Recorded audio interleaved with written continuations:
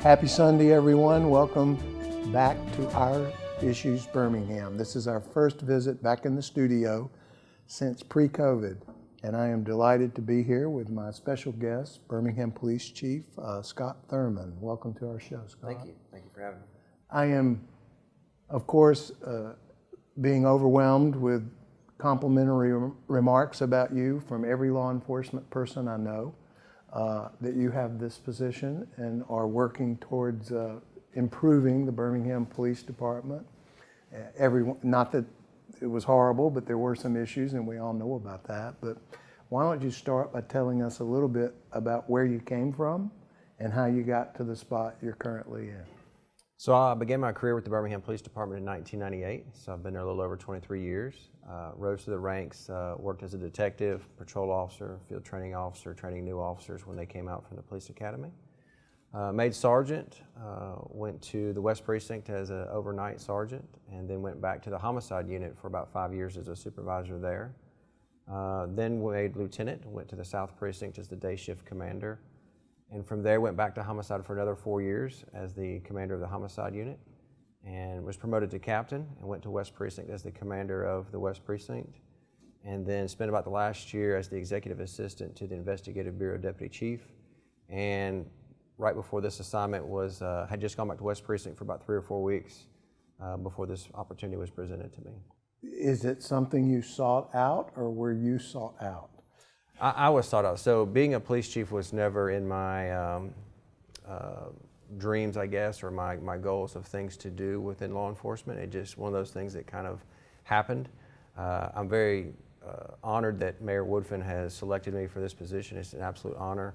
I can't wait for the challenges and the new changes and the things that we can do for the city of Birmingham, the Birmingham Police Department, and the officers who work for the department. Yeah, that's consistent with my philosophy that you don't find your own fate, fate finds you. So that's what happened, Yes, it sounds like, for you. Well, Birmingham's Police Department, of course, there's obviously some reported dissension that was going on before you got there. Now I'm hearing the opposite of that. Can you tell us a little bit about the atmosphere when you arrived versus what's going on now to make it a more likable spot to be from an officer's perspective? And that's one thing I've always tried to remember is what it was like to be an officer, some of the things that I dealt with as an officer. And though times have changed in the 23 years of my career in law enforcement, I try not to forget what it was like to be an officer out working the streets. And so the officers, in my opinion, are the most important people of the department, because those are the people who get the job done every day. Those are the people that our citizens have constant interaction with every day. So it's important that we take care of them. They're our most valuable asset. How many officers do we have these days? So we're budgeted for about 720, and our total sworn staff is about 878, what we're budgeted for. So we are short right now, and we are working to recruit additional officers. So if you want to speak to anyone out there about how to go about applying, what would you suggest they do? So the Birmingham Police Academy, we have our own police academy, so we train our officers in-house, and so you can contact our hiring unit at 205-254-1712. We have a class that's getting ready to begin in July, but we have a class that will begin in October, which we are currently hiring for. So if you're interested, please give us a call. You can also check our website for more information, and we would love to have you be a member of the Birmingham Police Department. Well, I know that some things happened yesterday with the city regarding budget, so there's funds available. Yeah, so fantastic. To make it competitive, yeah, I trust. The city's budget passed on the consent agenda, which was fantastic. One of the largest budgets ever, $517 million. And so there was increased funding for the police departments, which we're very happy about. We would like to thank Mayor Woodfin and the City Council for that. And I guess you got some plans for that extra money? Yes, of course. There's a lot of technology needs and other things to help move us forward. And with our new Real-Time Crime Center, those funds will be very beneficial. What is that, Real-Time Crime? So the Real-Time Crime Center opened in October. It's in our police headquarters, and so it utilizes video technology. So it has video cameras around the city that we utilize. We can now see our officer's body camera live in there. We can see where the officers are located. We can also utilize ShotSpotter is utilized in there as well. It just brings all the technology that we have into one wheelhouse, so that we can best use it to fight crime. So we've had a lot of success in some of the housing communities when crime has occurred, we're able to see where the suspects are, who the suspects are, get those vehicle descriptions, and get it to the officers who are in the street right then and there. So it's real-time information that they can utilize and make arrests or get more information for our detectives. Well, as you know, we wake up every day and there's something horrible that's happened involving a firearm and and death. It appears that Birmingham is on the heavy side of that, but in fact, it's a national problem. It's not just us, and I think people think it's just us, but I assume that's a focus of your... It is. So I have 3 focuses for my tenure as Chief of Police for the Birmingham Police Department. Of course, one of those is fighting crime and gun violence is number 1. And so one of the things that we've done there is renewed our relationships with our federal partners, because fighting gun violence is much larger than, just like you said at Birmingham, it's a national problem. So we need more than just the assets of the Birmingham Police Department to combat that. The other thing is community engagement. We have to be good stewards of the community. We have to work well with the community, so we have to do more community engagement. And then the last, third thing is just taking care of our officers, officer wellness. And so in doing that, I want to talk specifically about gun violence, and I want to talk specifically about youth and gun violence when we come back from break, and how we're trying to break that cycle, because that's where it really needs to be tapped into, I would think. At least it seems to me in the early ages. So there's a lot of issues, yes. Don't go away. This is Our Issues Birmingham. We'll be right back.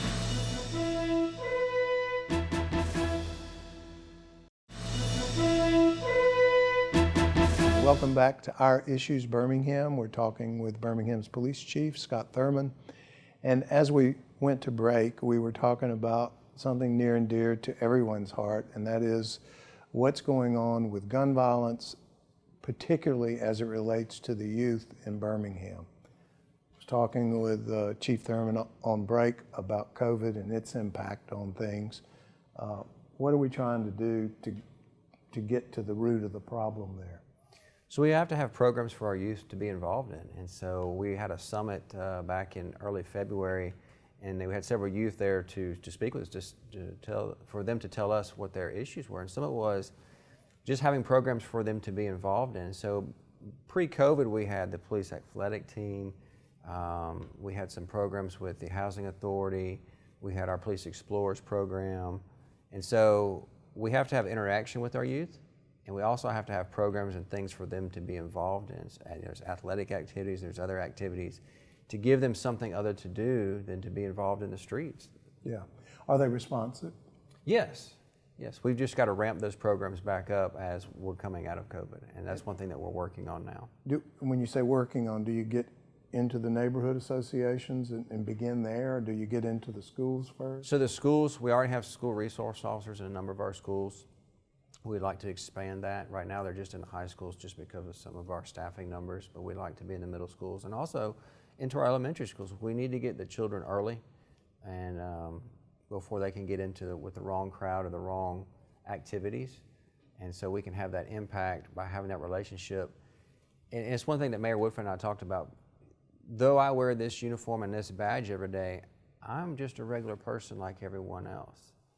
I want the same things that everyone else, and I think our community, we have to be, what Mayor Woodford would say is touchable.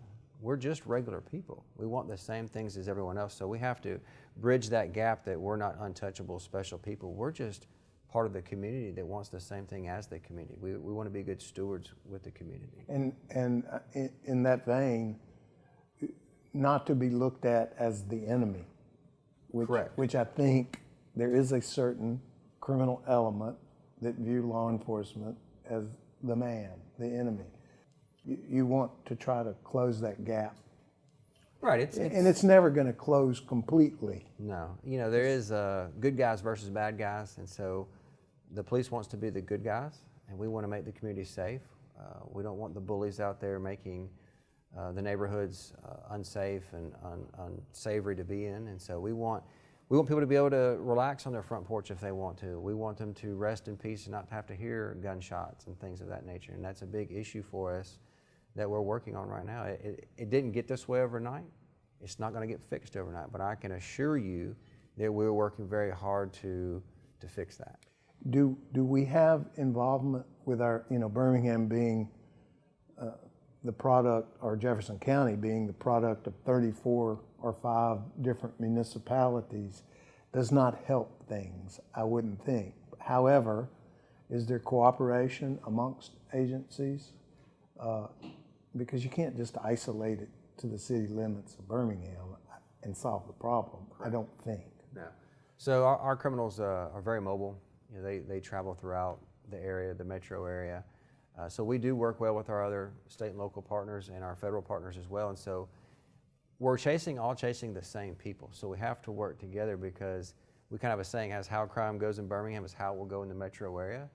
And so we have to work with our other partners because we're dealing with the same people. And so we're all in the same accord to get violence down and provide a safer environment for everyone in the metro area. Well, when you say same people, are we talking about hundreds of people, dozens of people? No, there's pockets of people. Yeah. So there's always been a very small percentage that causes the majority of the crime, pretty much anywhere. And so there's a very small percentage of people causing the majority of the crime in Birmingham. And so when I worked at West Precinct, one of the things that I noticed is I got to meet a lot of the community members, a lot of the neighborhood associations and things, and there's a lot of really fantastic, awesome people that live in West Precinct, though that area gets a bad rap just because of its crime. But there's just a small pocket of people that are causing the majority of the crime. There's not a large population causing all of our crime. Yeah, I grew up in West End. I was on Princeton Avenue back in the day. Went to John Carroll High School, but it was certainly a different kind of neighborhood environment where you could walk to Fair Park, hang out at the ballpark, and do those kinds of things. Recently, we've had the World Games in town. Actually, on the day of this taping, I do believe are the closing ceremonies. Was the Birmingham Police Department involved in the security of that, along with Secret Service and Homeland Security to a large extent? So there were over about 50 law enforcement agencies combined total that assisted us with that, from all different levels, from state, local, federal partners. There was a lot of planning that went into that. The Birmingham Police Department, of course, was the largest supplier of law enforcement just because we were the host city. And so just very excited about how things have gone.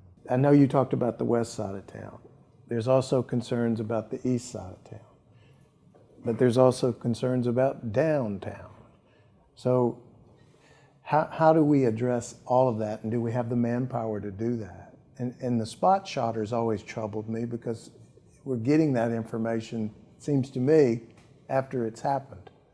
But what makes that such a useful tool in these various areas of the city? So ShotSpotter, there's just a few second delay, literally probably less than 10 seconds before we actually get that information and get that to our officers to respond to those areas. So it's very beneficial to find, for officers to arrive on scene, and we've actually saved some lives as a result of ShotSpotter, because we've gotten there fast enough and found someone who was injured and maybe we did not receive a 911 phone call. So we were able to get them aid and get them to the hospital for care. It also helps us locate shell casings and things of that nature. It also tells us exactly where the gunshots are being fired. So now we know possibly who's responsible if it's always coming from one particular home. Well, we're going to talk about some things people in the community can do to maybe help. It's a community effort. This is Our Issues Birmingham. We're going to take a short break and we'll be right back. Don't go away.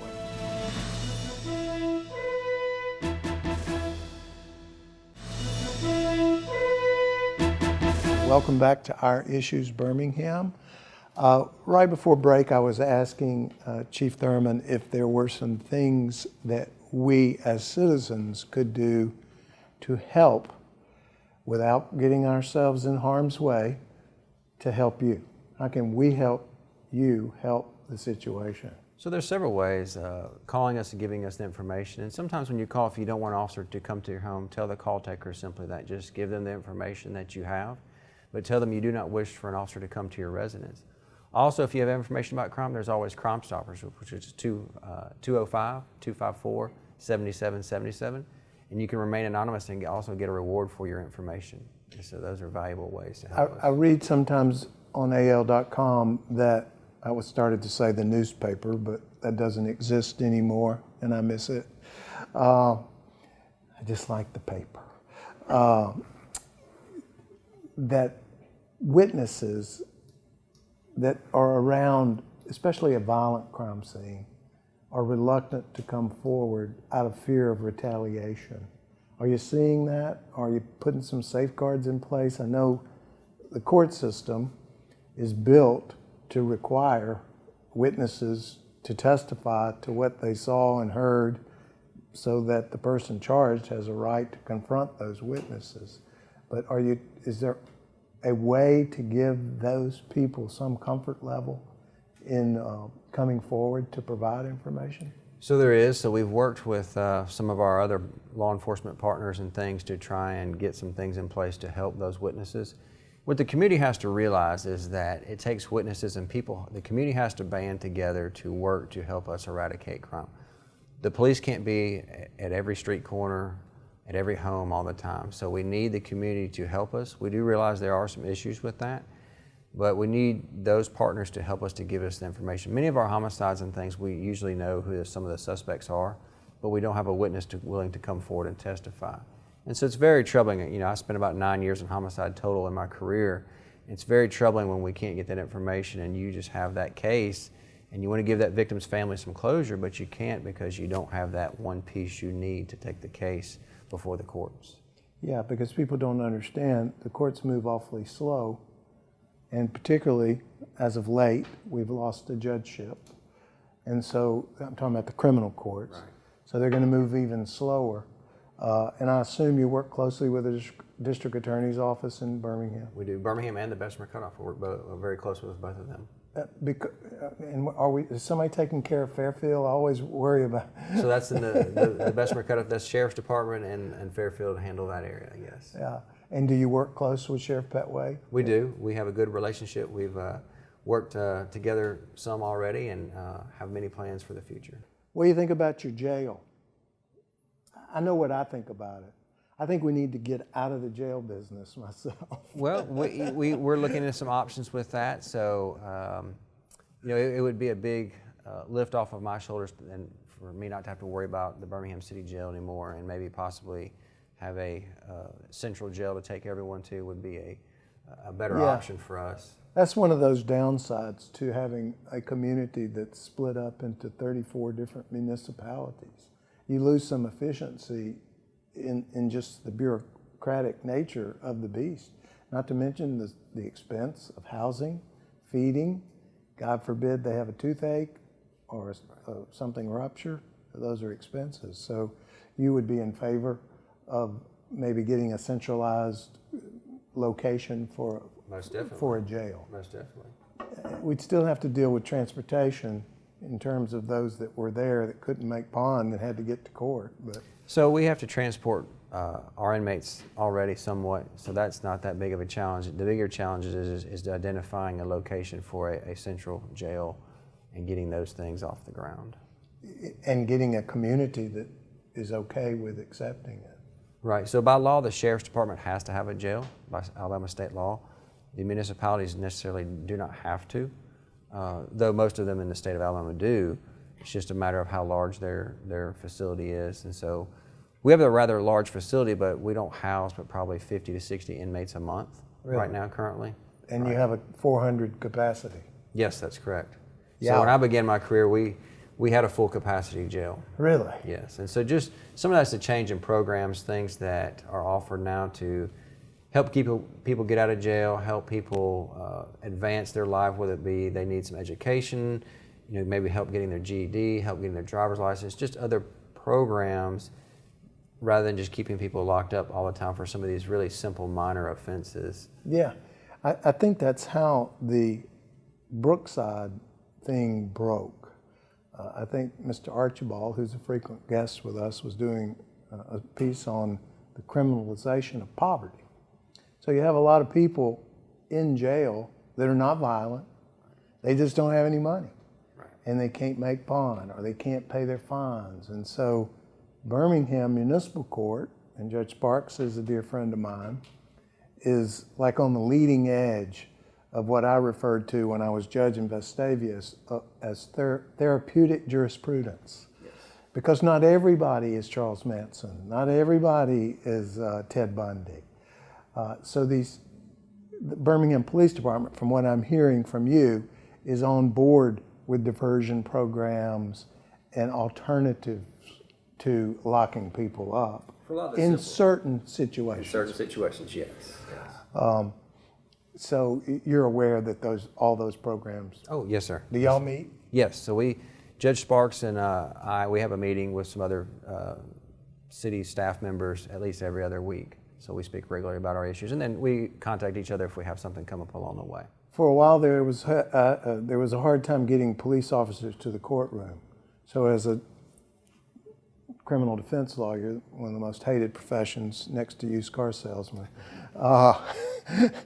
we'd always rely on that flaw to get our cases out the way we needed them handled.